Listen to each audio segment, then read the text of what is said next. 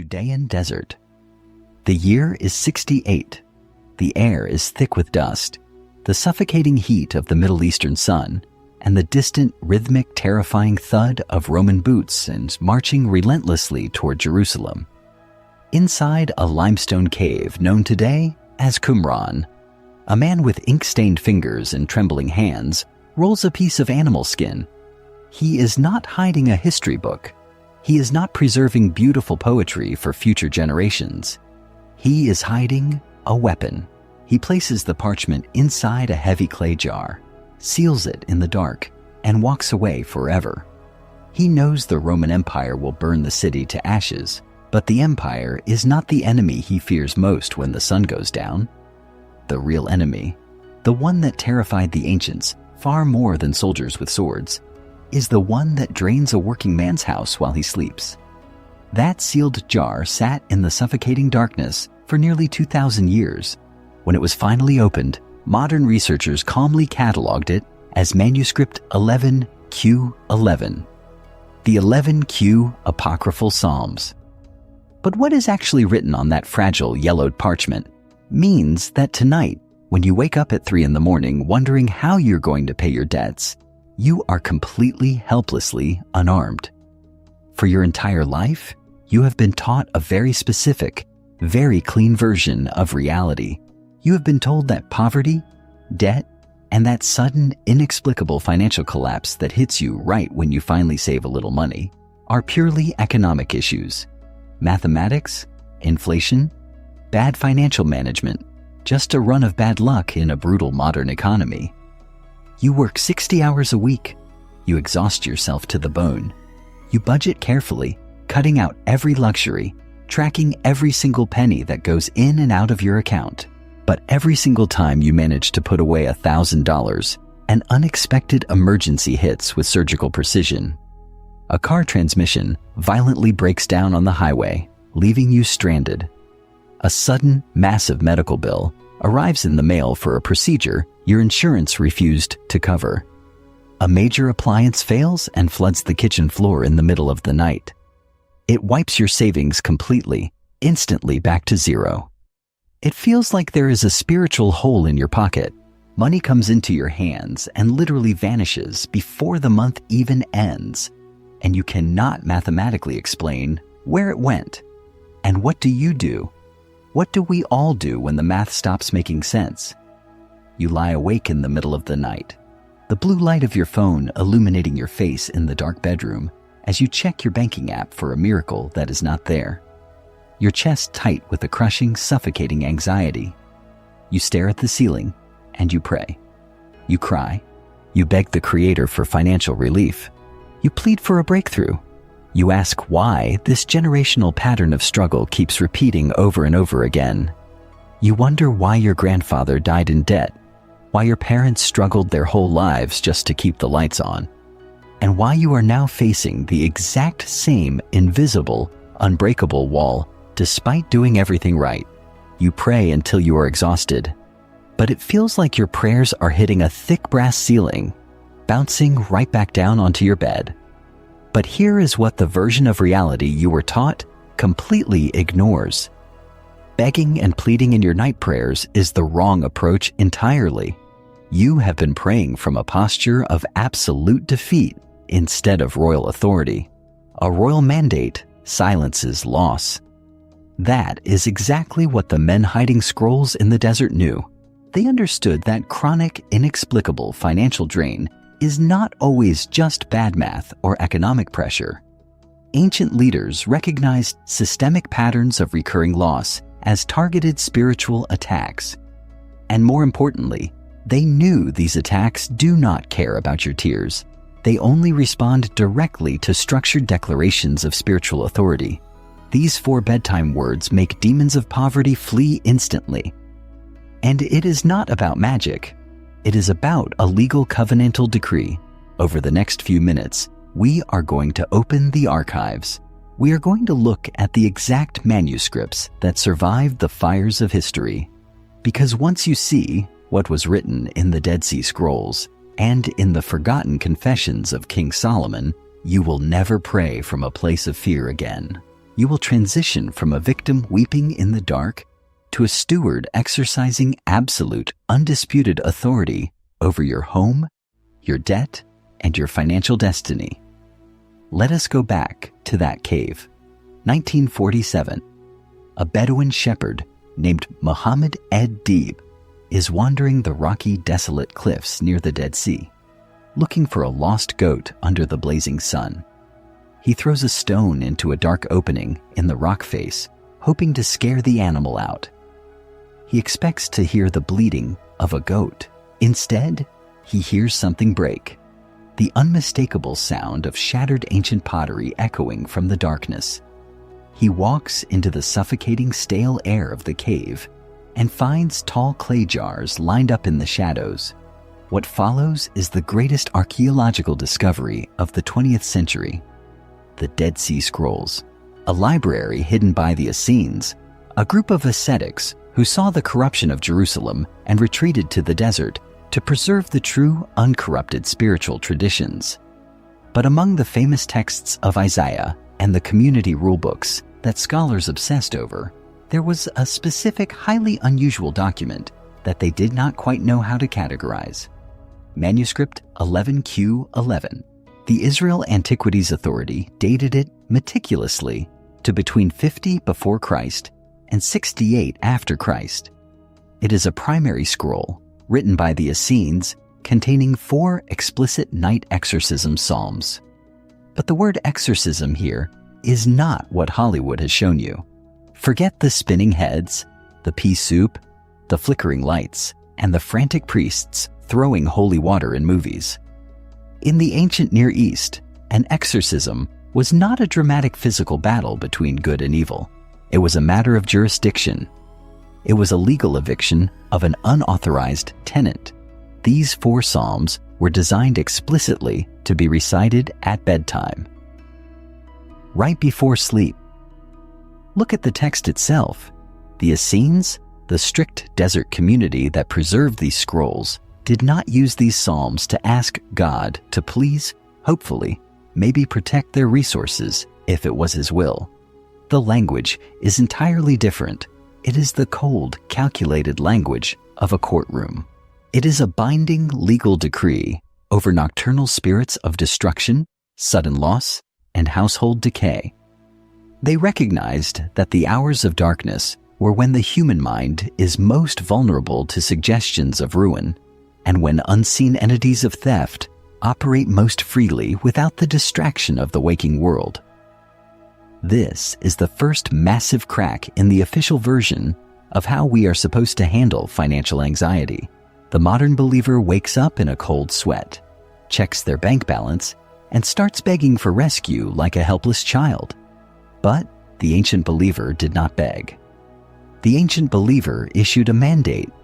They spoke to the night, asserting legal ownership over their household, their labor, and their peace of mind. They used early royal declarations originally formulated by David and Solomon. They bound the spirits of destruction before they could even close their eyes, locking down their spiritual borders before they went to sleep. Think about the sheer audacity of that posture. Imagine standing in the dark of your bedroom, surrounded by unpaid bills, final collection notices, and the terrifying weight of compounding interest. And instead of weeping into your pillow, you speak with the iron authority of a king defending his sovereign territory. The Essenes knew something profound about the architecture of the unseen world. They knew that spirits of loss do not respond to pity. They do not care about your tears. They do not care how hard you worked for that money or how desperately you need it to feed your children. They only respond to authority. And authority is not granted to those who beg like peasants. Authority is exercised by those who know their legal standing. But where did this specific tradition of royal legal decrees against spirits of loss come from? Why did the Essenes, hundreds of years after the kings of Israel were gone, still rely on Solomonic declarations in the middle of the desert? To answer that, we have to look at another manuscript, one that was pushed to the margins of history, labeled as myth, but never fully erased from the archives. there is a text known as the Testament of Solomon. The physical manuscript you can find today, catalogued as Harleian 5596 in the British Library, is a 15th century copy written on thick, aged parchment. But the textual tradition itself goes all the way back to the early Jewish Christian communities around the year 200. For centuries, modern scholars dismissed it as a bizarre book of legends, a collection of folklore about Solomon controlling demons to build the Great Temple. But if you read the text not as a literal historical logbook, but as a profound spiritual blueprint preserved by ancient mystics, a terrifyingly specific pattern emerges. In the early chapters of the Testament, there is a detailed, grueling account of a master workman, a stonecutter working on the massive foundation stones of the Temple of Jerusalem. He is highly skilled. He works incredibly hard from sunrise to sunset, chiseling massive blocks of limestone in the brutal heat. But every night, as the sun sets and the workers' camp goes to sleep, a nocturnal entity named Ornias visits him. Ornias does not possess him. Ornias does not make him violent or crazy. What Ornias does is much more subtle and much more devastating.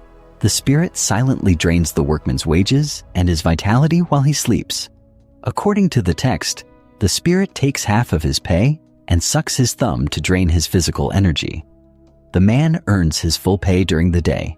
He does the agonizing labor, but by morning, the financial value is gone. His physical energy is completely depleted, and he is left in a state of constant, unexplained exhaustion and grinding poverty. Does that sound familiar to you?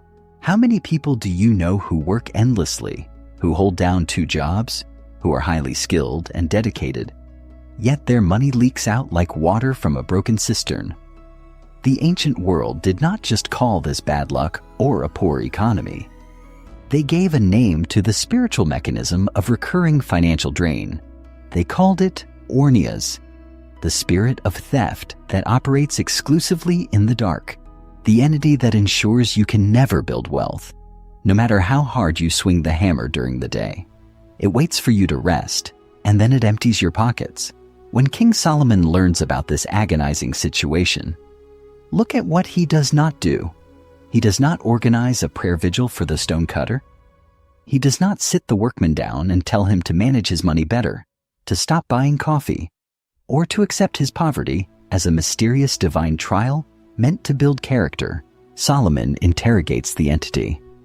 And then he uses a ring, the signet seal, a symbol of absolute, divine, covenantal authority. He binds the spirit of theft and forces the complete restoration of the stolen wealth. He commands the entity to stop draining the worker and instead forces the spirit to cut stones for the temple. He subjects the force of loss to the purpose of building. He does not ask nicely. He enforces a legal judgment. This is not just a strange ancient story meant to entertain children. It is a theological roadmap. The signet ring represents the royal mandate. It is the legal authorized power granted by the Creator to humanity to rule and subdue the earth. When you are facing a generational curse of debt, when your family has struggled with poverty all their lives despite working incredibly hard, you are dealing with a spiritual pattern of theft. And a spiritual pattern of theft cannot be broken by financial literacy alone. It certainly cannot be broken by begging and pleading in the dark. It must be bound by a royal mandate. You must speak to the invisible forces draining your life and serve them a legal eviction notice. Now, the modern skeptic will immediately object to this entire concept. They will say that bedtime prayers and spoken declarations are merely psychological self-persuasion.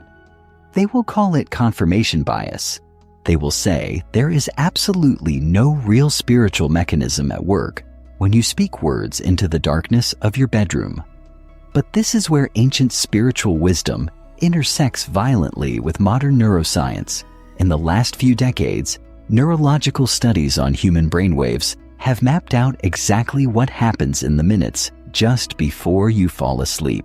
As you transition from wakefulness to slumber, your brain shifts from beta waves, the fast, active waves of daily problem solving and stress, into alpha waves, and then finally into theta waves.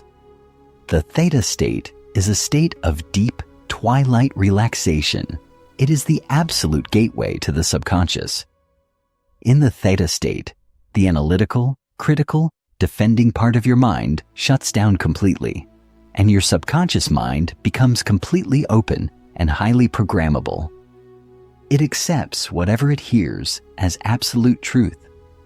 Think about what most people struggling with debt do right before they sleep. They lie in bed, drifting into the theta state, and they worry. They obsess over their failures. They visualize their bank accounts emptying. They imagine the car breaking down again. They feel the visceral, physical terror of losing their home, the tightness in their chest, the acid burning in their stomach. They speak words of absolute defeat into the dark. I will never get out of this. I am so tired. Why is this happening to me? They are literally reprogramming their deepest cognitive patterns for poverty, loss, and victimhood night after night. They are throwing the vault of their subconscious wide open and handing the keys directly to the spirit of loss. The ancient leaders did not have EEG machines to measure theta waves, but they understood the mechanism perfectly. That is exactly why the night exorcism psalms of Qumran were mandated to be recited at bedtime. By speaking structured declarations of spiritual authority right before sleep, they forcefully shifted their cognitive and spiritual posture. They bypassed the anxiety of the conscious mind and stamped the royal seal of authority directly onto their subconscious before the darkness could plant seeds of ruin. We see this explicitly in another massive discovery from the Judean desert, the Great Psalms Scroll, catalogued as 11Q Ps A, dated to around 30 after Christ. It contains ancient Hebrew liturgies, including Psalm 24 and Psalm 91. But it is how they use these texts that shatters our modern understanding. They use them to assert legal ownership over earthly resources. The earth is the Lord's, and the fullness thereof. That is not just a nice poetic verse to sing on a Sunday morning. That is a property deed. That is a brutal legal claim recorded in the courts of heaven. When you declare, the earth is the Lord's, you are stating an unchangeable legal fact in the spiritual realm. And if the earth and its resources belong to the Creator, and you are a covenant heir, then spirits of scarcity hold absolutely zero legal claim over your consecrated home. Zero. By reciting these declarations before sleep, the ancient believer was legally dispossessing demonic spirits of loss that were trying to claim rights over their family assets. They were building an impenetrable fortress in the theta state, securing their minds and their money while they slept. There is another argument that skeptics love to use. They claim that poverty and debt are purely economic and structural issues. They will point to inflation, stagnant wages, corporate greed, and bad financial management, and they will laugh at the idea of invisible demonic spirits causing your bank account to drain.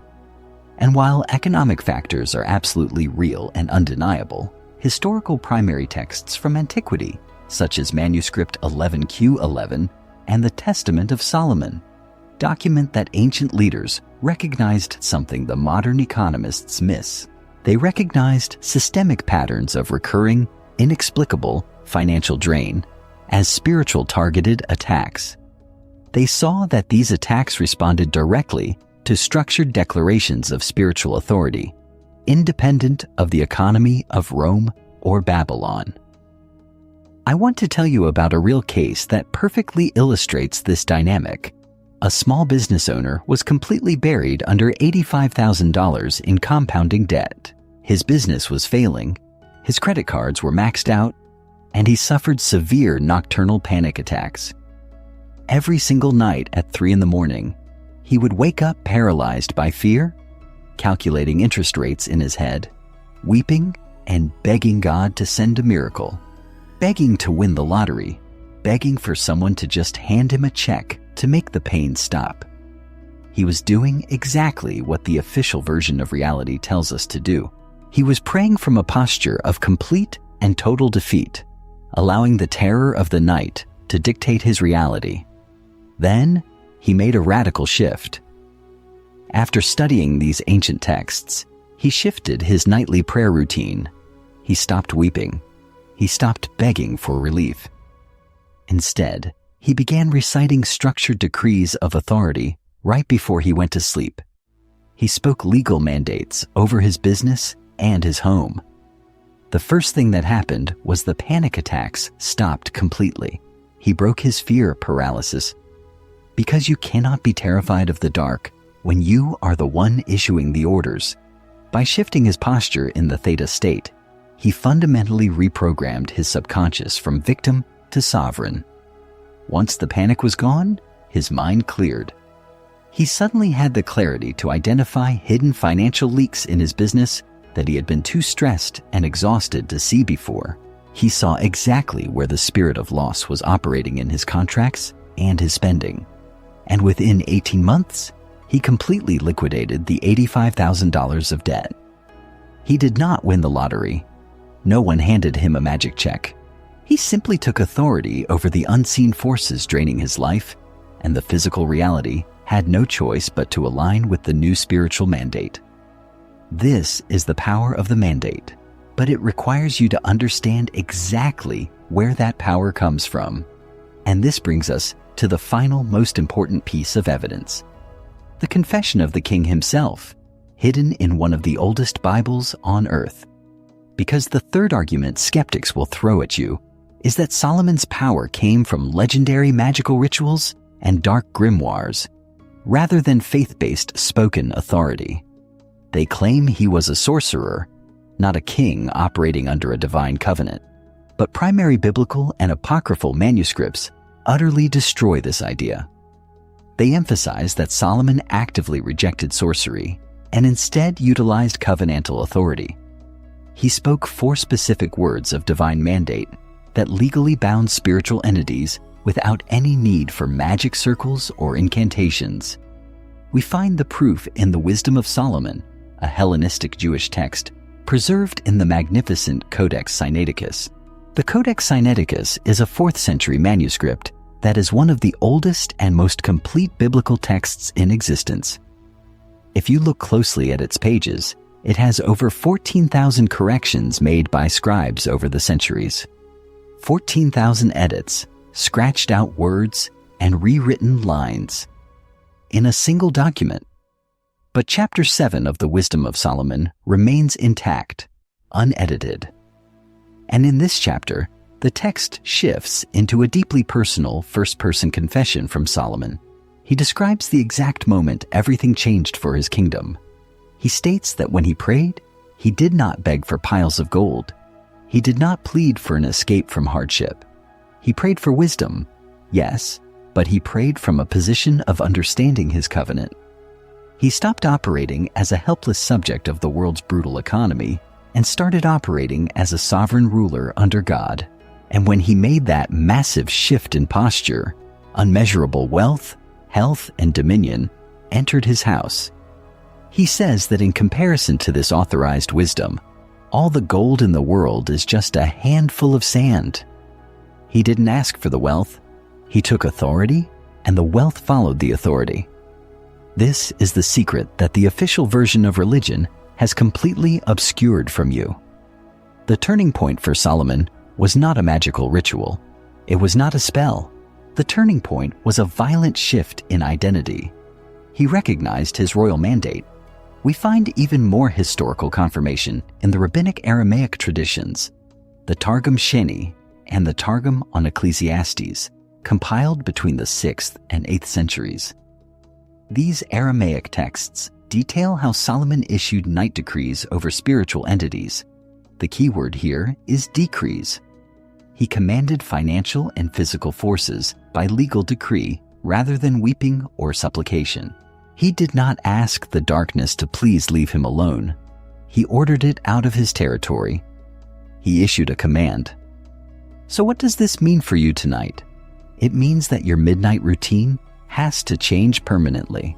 When you wake up terrified in the middle of the night with chest tightness, wondering how you are going to pay off crippling debt that keeps accumulating interest, you must stop begging. Stop praying from a posture of defeat.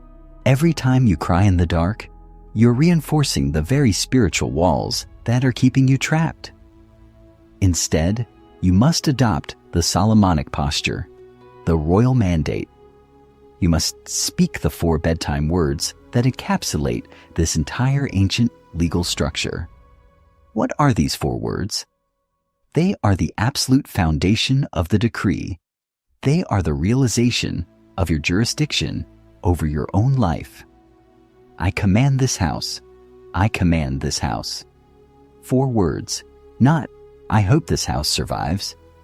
Not please protect this house. I command this house. When you speak those 4 words in the dark, you are drawing a thick, unbreakable legal boundary in the spiritual realm. You are aligning yourself with the authority of the Great Psalm Scroll. You are taking the signet ring, exactly as described in the Testament of Solomon, and you are sealing your finances, your labor, and your peace against the spirit of Ornias, the spirit of nocturnal theft. You stand in your bedroom, or you lie in your bed as you drift into the theta state, and you declare the mandate. You say, I command this house. I declare that the resources of this family are legally bound to the covenant of abundance. I revoke every single claim that the spirit of loss, debt, and destruction has placed on my labor. I decree that the wages I earn during the day will not be drained in the night. The earth is the Lord's, and the fullness thereof, and as a legal heir to that covenant, I exercise absolute jurisdiction over my finances. Every hidden leak is sealed. Every generational pattern of poverty is legally broken right now. I do not beg for my provision. I command my peace. Say it until your subconscious mind accepts it as absolute truth. Say it until the suffocating panic in your chest is replaced by the cold, heavy certainty of a king sitting on a throne. That is how you silence loss. That is how you break the brass ceiling that your prayers have been hitting for years. You stop acting like a victim of the economy, and you start acting like the sovereign steward of your life. The financial drain you have experienced for years was not an accident. It was not just inflation or bad luck. It was an unauthorized withdrawal from your life. But tonight, the authorization ends. The text was not just history. It was a blueprint. And the blueprint still works. If you have made it this far and this investigation made sense to you, leave a like and consider subscribing to the channel. It is what allows me to continue opening these forgotten archives and bringing these suppressed discoveries to you. Now, I want to hear from you down in the comments. Let us make this concrete. Write the words, I command this house, in the comments below if you are ready to stop begging and start operating in the authority you were given. I read every single one, because when you stop begging and start commanding, you are not just changing your own financial reality. You are breaking a pattern that has likely haunted your bloodline for generations. Your grandfather died in debt. Your parents struggled. But the buck stops with you. By taking up the mandate, by speaking those 4 words every single night, you are establishing a new covenantal reality for your children and your children's children. You are teaching them that they are not victims of the world's brutal economy, but sovereign heirs to an abundance that cannot be drained in the night. So tonight, when the lights go out, do not let the darkness speak to you. You speak to the darkness. I command this house.